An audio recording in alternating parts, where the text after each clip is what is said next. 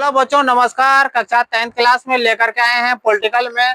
तो चलते हैं क्लास 10th में पॉलिटिकल। सत्ता में साझेदारी की कार्य प्रणाली ध्यान से समझना है।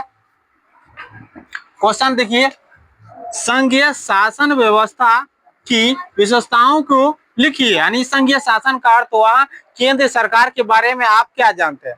अब देखिए, संघीय शासन व्यवस्था की विशेषताओं को निम्नलिखित रूप है। अब क्या है, एक नंबर में ध्यान से समझिएगा। संघीय शासन व्यवस्था में सर्वोच्च सत्ता केंद्र सरकार के पास रहता है और उसकी विभिन्न इकाइयों के बीच बढ़ जाती है। दूसरा में देखिए, संघीय व्यवस्था में दोहरी सरकार होती है, एक केंद्र सरकार और एक राज्य सरकार। यहाँ लिख दिए हैं, एक केंद्र स्तर की सरकार और दूसरी प्रांतीय या क्षेत्रीय सरकारें। तीसरा नंबर में समझिए, अलग अलग स्तर की सरकारें एक ही नागरिक समूह पर शासन करती है। जैसे मान लो केंद्र की सरकार रहे, वो भी हम पे शासन करेगा, और उसके बाद हो गया क्या, राज्य सरकार का जो भी शासन रहेगा सरकार, वो भी हम पर शासन करेगा।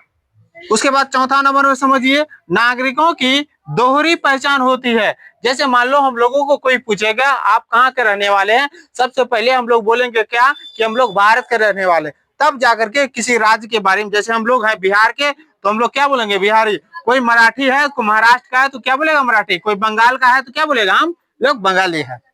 उसके बाद पांचवा नंबर में, दोहरे स्तर पर शासन की विस्तृत व्यवस्था एक लिखित संविधान के द्वारा की जाती है। किसके द्वारा की जाती है? एक लिखित संविधान के द्वारा की जाती है। वीडियो को देखिए, लाइक कीजिए, सब्सक्राइब कीजिए, और हमारे YouTube चैनल है एन के प्रगति पथ,